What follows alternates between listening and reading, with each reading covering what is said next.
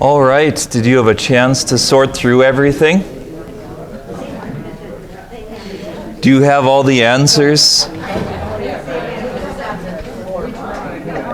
And the chance to avoid sins? So we'll get to David and the part of adultery fairly quickly. In the beginning, I do not like this book. Too much of what happens today. And we've seen that over and over. yeah, the book, Brings it all back again. Sometimes when I read it, I almost cry, thinking, why are we going back and doing the same thing that happened then? Why are we learning our lessons? yeah, I think you're right. The book feels very much like it could be written today. Many of the same problems, many of the same issues are ones that come up. It's the authors. You didn't write it. I think that this book and the life of David also points in one of the directions that's needed today, though, and it's one of the reasons why I think it's good for us to spend some time with, and that is the importance of repentance, the importance of turning toward the Lord, of seeing the consequences of sin unfold, because sometimes I think we live in a world, and I know this happens to me too, that doesn't always take account of it and how sin spreads and how it poisons things and the damage that it causes. I agree, it's not the most comfortable book, and I don't like it as much as I do the Gospels. I kind of miss the person of Jesus and spending time with just soaking in the meat of it. But I think after spending several years in the Gospels and with St. Paul in the book of Acts, we need some tough medicine too. And, you know, sometimes it's helpful to see. So it is what it is. I mean, I don't know if there's a way around it. Maybe it's the German in me that's like, we should finish what we start.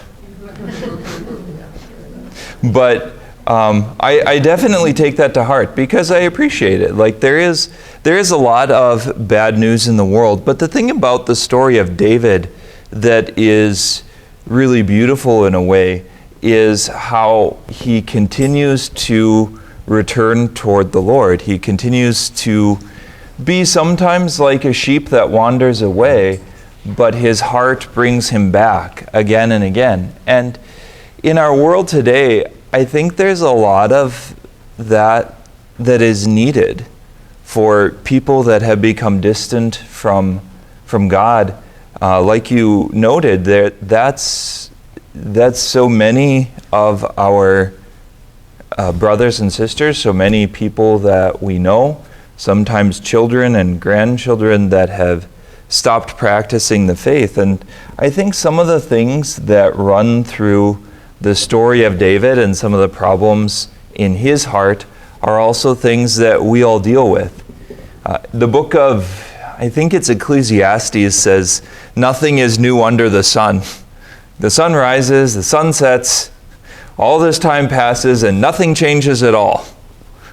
And in a way, there's a truth to it, that sin doesn't change all that much.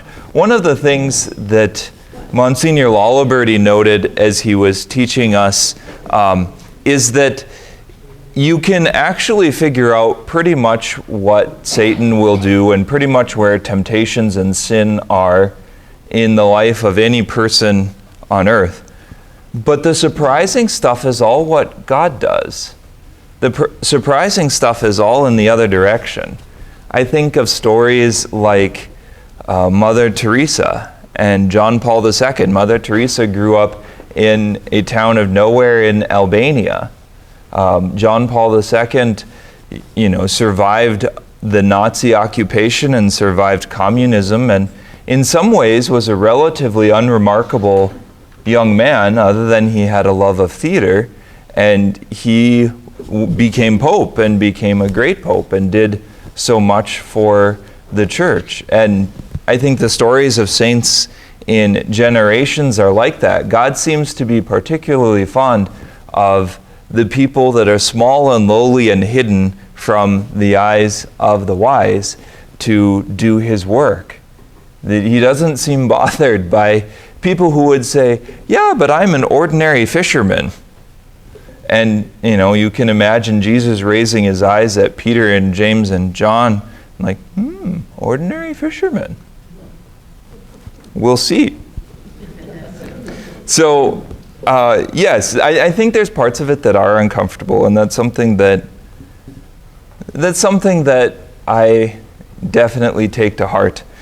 There are nicer stories, but I would propose that there's also few stories where you see the challenge of sin and the beauty of repentance quite so clearly. There's something very illustrative in that, because how many of us get frustrated with coming back to the Lord after we commit the same sins over and over again? How many of us end up, kind of in the same spot? And I think some of that encouragement is needed. So we dive into chapter 9. This is the story. David wants to do well by the house of Saul. He wants to do something for Saul's house. And again, I think this is such an example because David could be bitter. He would have every reason to be bitter against the house of Saul because they were attacking him. They've been persecuting him for years. They've been doing things and frustrating his life and making it difficult. And he would have every reason to be bitter, but he's not. He still sees the promise of God and his anointing of Saul as something that the Lord did, that this was something that God was in directly, and so David doesn't want to act against it.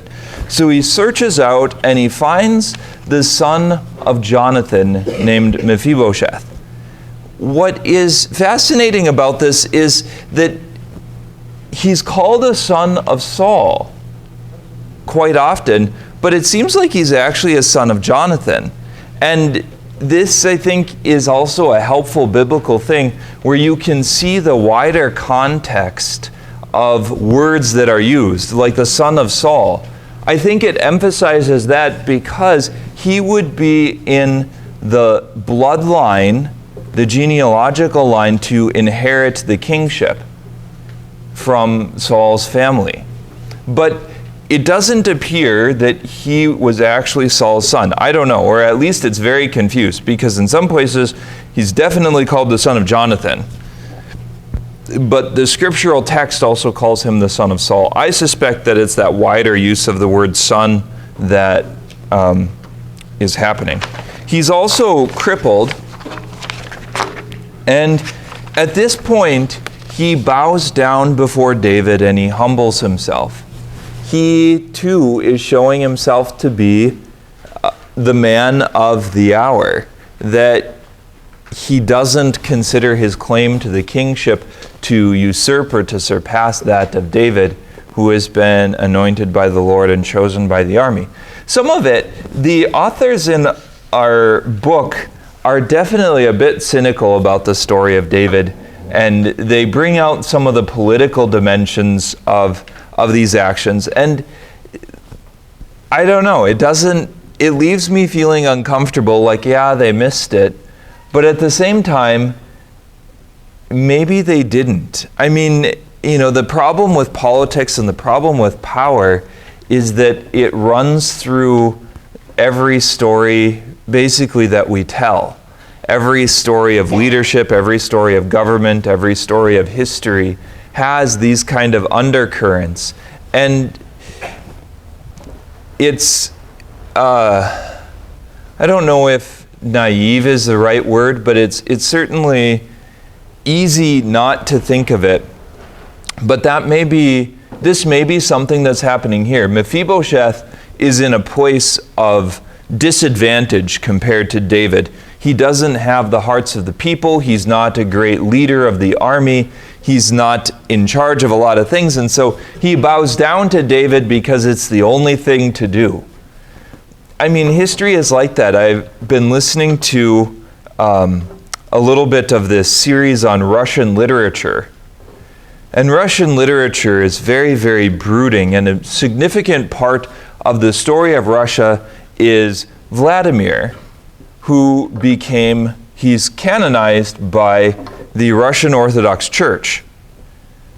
But he decided that he was going to become a Christian. Okay, fair enough, you can do that. And then he decided that everyone in his land was going to become a Christian too, because that's what he wanted them to do.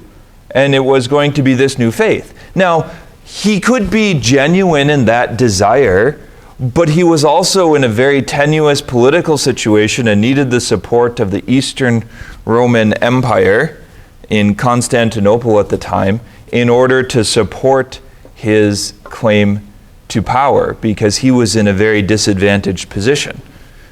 So he decides that he's going to give the people this option. You can convert or die. Like, would you like to be baptized? Here's my sword. You can choose baptism or you can choose death. And he has many, many thousands of people killed. Roman Catholicism looks at that and is like, you know, that's not very holy. So we would be very uncomfortable with the canonization of someone like that, because we see saints as those whose examples are held up to imitate. The Russians, on the other hand, the problem is that when that guy is also the king, there's this sort of state religion thing that happens. And, you know, his son, or whoever it was, adds him to the calendar and declares him a saint. And when you have the rule of the church by the state, which has happened in Russia almost since the beginning, and happened in the Eastern Roman Empire because of the emperor, who has a quasi-official role in church matters, it's hard to fight against him because he commands the army. And so he tells the army, you must commemorate this man as a saint, and if they all do, what do you do as a bishop? Protest? And they kill you. So, you know, how much of his situation is political and wanting help from the Eastern Roman Empire, and they were Christians, and so he decided that he needed to leave paganism behind and become a Christian? Was his conversion genuine? It very well may be. But it certainly didn't go all the way to the roots right away. You know, and how do we see that piece of history? If you would ask a Russian Orthodox person, they'd probably emphasize the monasteries that he built and the churches that he established. There's lots of, you know, in that sense, good things that he did.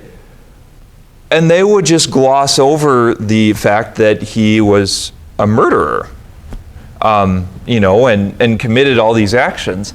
And the complexity of history is such that it's hard to say for us one way or another. This is the evidence, and we just have to work on it that way. I think I might close this door.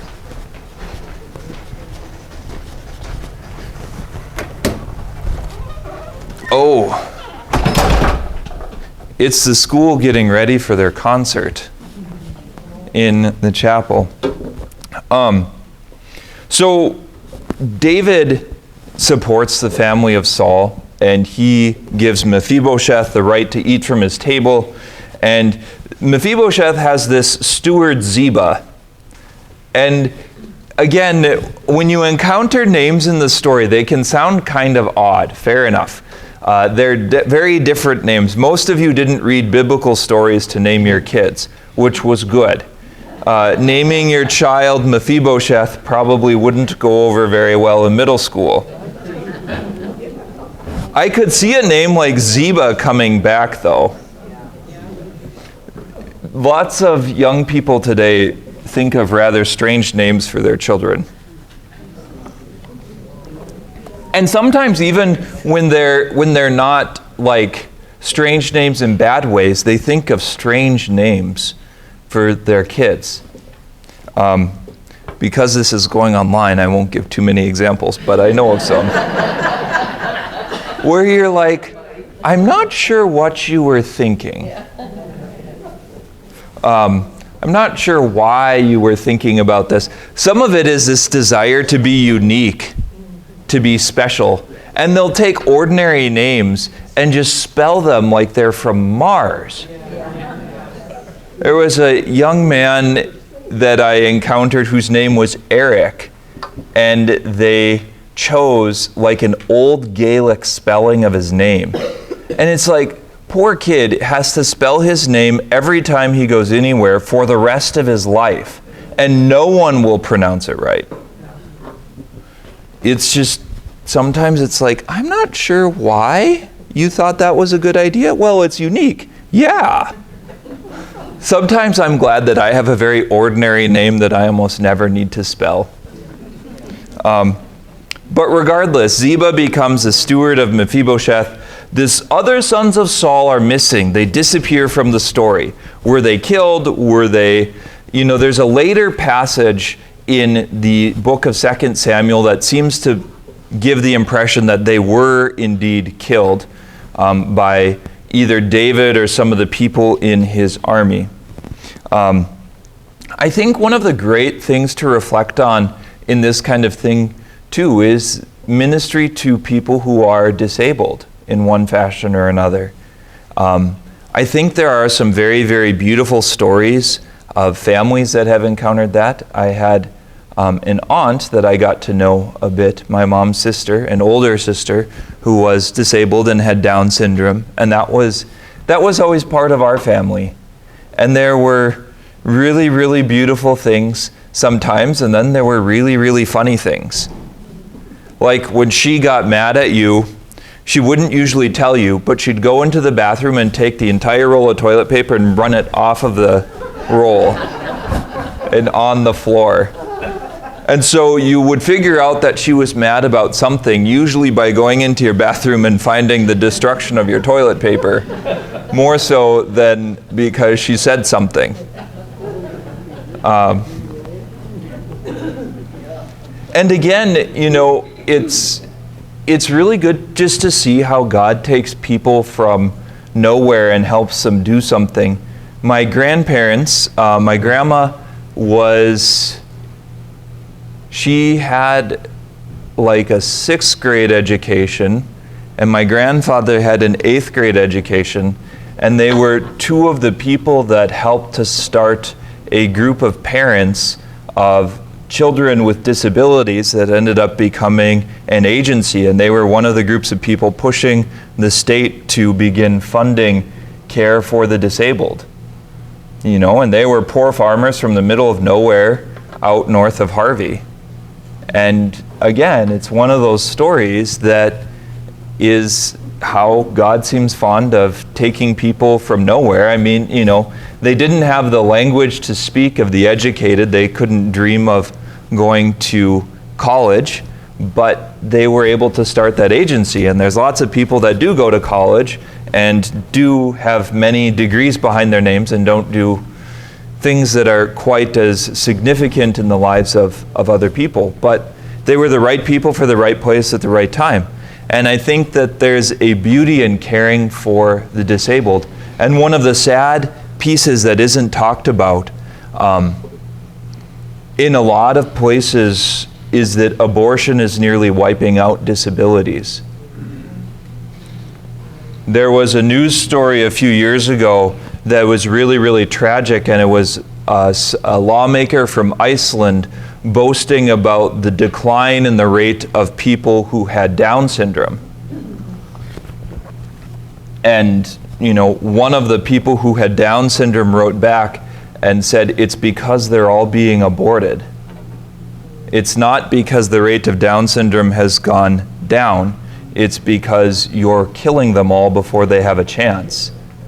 And then the story got buried because, you're not supposed to say that in the modern media, the international media, to point to a tragedy like that this was basically being wiped out through genetic testing. And yet, when you've lived with someone with Down syndrome, when you've lived with someone with a disability, sometimes you recognize like they are my path to heaven. And caring for them and loving them is part of how the Lord is reaching out to me. And you look at some of these things in the world and it's like, you think that you're getting rid of a problem and you're actually getting rid of the solution. Then it has a chapter about the Ammonites. The Ammonites are people that live directly east of Israel. So modern day Jordan, I believe the capital is Amman. I think you'll see that. That's kind of the region where the Ammonites are from. David had made peace with them a long time before. They were relatively peaceful, but then they send these ambassadors to the king's son. The nobles argue they are spies and embarrass them. So this is again that problem of collusion and politics, and it all of a sudden gets really messy because I think it's the Ammonites end up assaulting these ambassadors, which even today is kind of a sign of war.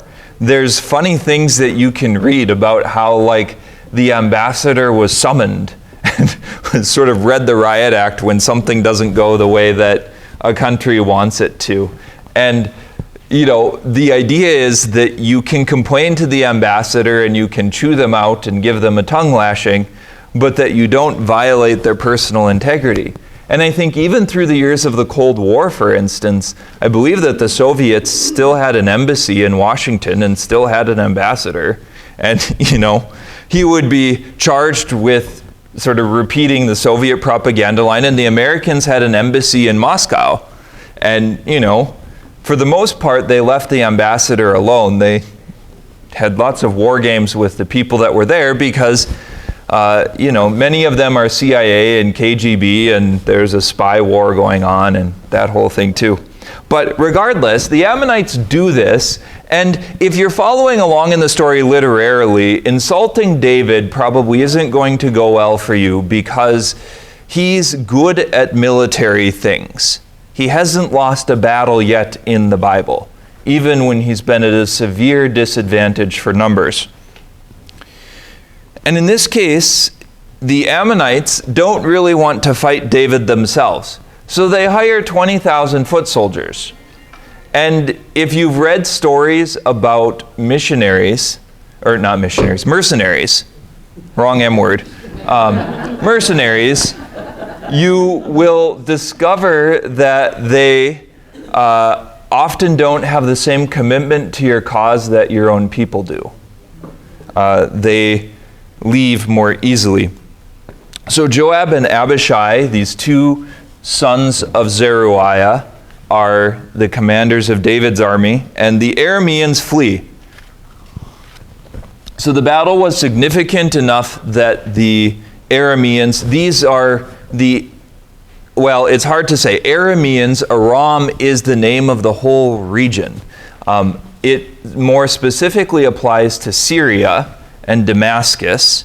This is Aramaic, where it comes from. Aramaic is the language of Arameans. Aramaic was the language that Jesus probably spoke at home with Mary and Joseph, by and large. That's the same group. But because they want to confuse you, sometimes this whole blob of people are called Arameans, even though in other places they all have different names. Maybe that's where Tolkien gets it from in Lord of the Rings, because you have that problem there as well. Like, these names and titles are odd, and you have to do a lot of figuring out where people are and where places are. But regardless, the soldiers of David find victory against the Arameans. And then it tells a story of David remaining at home in the spring of one year. And it talks about the season when kings usually go to war. What did you think of that?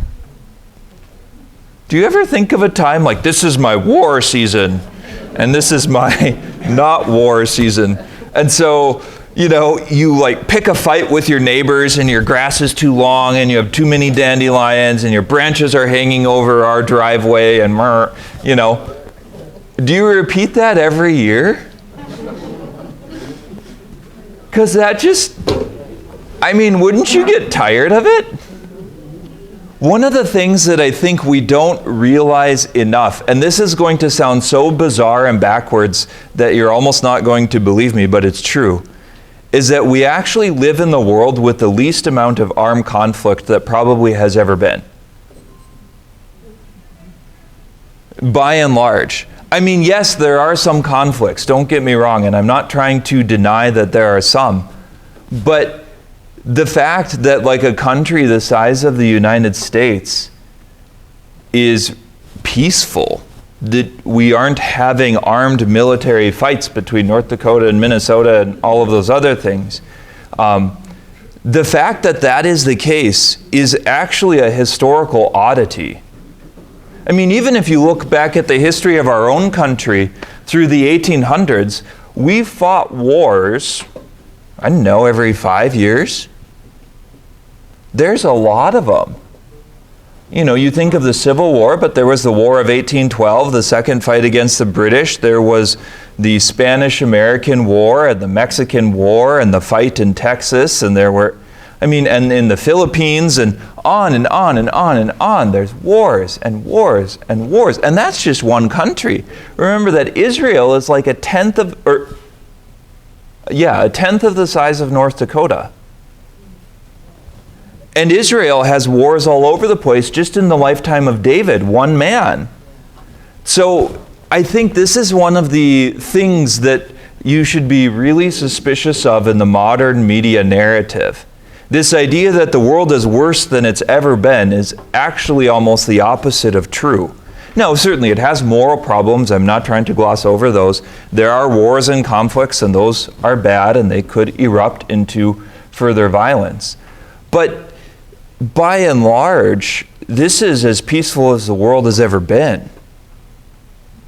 And that's kind of bizarre, but I think it's true. If you look at a history book, it's amazing because it's like, well, these guys were fighting that war and these guys were fighting that war. The British and the French fought wars off and on for 100 years. They call it the 100 Years' War.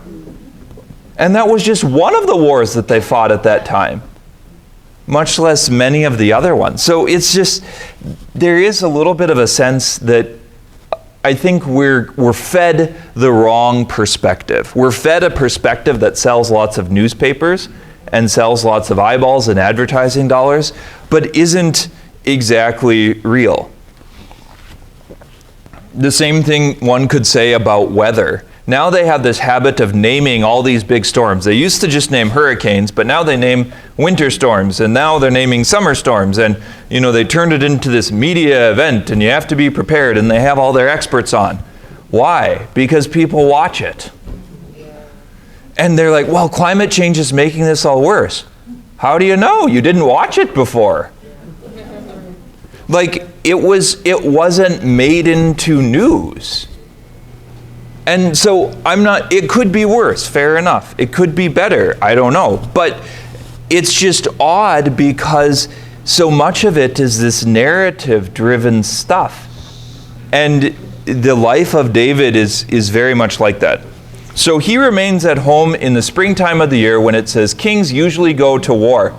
In fact, one of the funniest decrees in the history of the church is this decree that comes out of a council that they had about when you can go to war.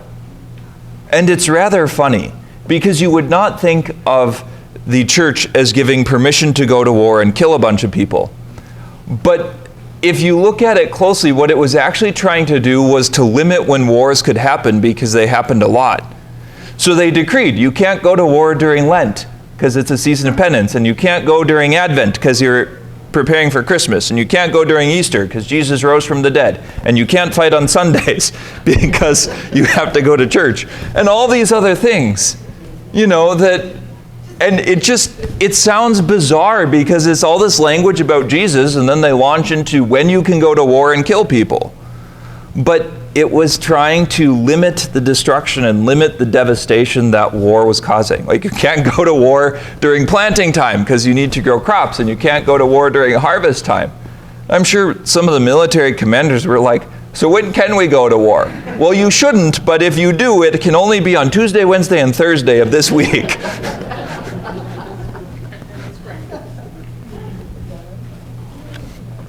But it also plays into the story because David is idle. And this, I think, is one of the problems. This is one of the places where you can put your finger on why does David give in to temptation. David is idle. And it notes that he's on his roof in the evening of the day. And many of the stories of the Desert Fathers, if you want some people who are kind of harsh and have a harsh view of human nature, look at the Desert Fathers sometimes, or St. John Cassian and some of their writings. They have a tougher form of Christianity than we're used to. But night is a time of sin for many people. You know, it's a time where either we should go to sleep, or we get lazy, or we get lost in different things. And David gets caught up in this. You know, it's possible that he was drinking. It's possible, many, many things are possible. But you can imagine him at night, you know, looking out over his city from his palace roof. And Israel's usually a warm place, so, you know, probably relaxing. And eventually sees Bathsheba. Now, this is also one of the things that happens, and I think it's very common, is you can't always prevent the first moment of temptation, or you can't always run away from the times where something's going to happen that tugs on you, that tugs on human nature, that draws us. You know, those kind of things happen. Someone cuts you off in traffic and your anger is like right there. I was driving on Sunday, and I saw one of the craziest things I had ever seen. I was coming back on 19th Avenue, and I heard this noise, and on the other side of the road, in the westbound side of the road, the police had decided to pull over this motorcycle person, and they took off. I bet they were going 150 miles an hour before, you know, you could blink. And the police, you know, I saw one police cruiser go, and I was just like, I'm glad I'm on this side. Because, you know, that kind of driving is very, very dangerous. You hit a rock going that fast on a motorcycle and you're dead. Not, you know, like that's not... Motorcycle accidents, people usually don't survive. And if you do, you usually don't want to. Because they're very, very damaging. But, you know, it's just like when things happen, you can't always stop that initial reaction, that initial impression, that initial flash of anger or frustration, or, you know, the temptation to eat too much, or the food looks good, or all of those kinds of things. But I think very much that's just part of the human condition. You can't stop all of that from happening. What we have to work on is how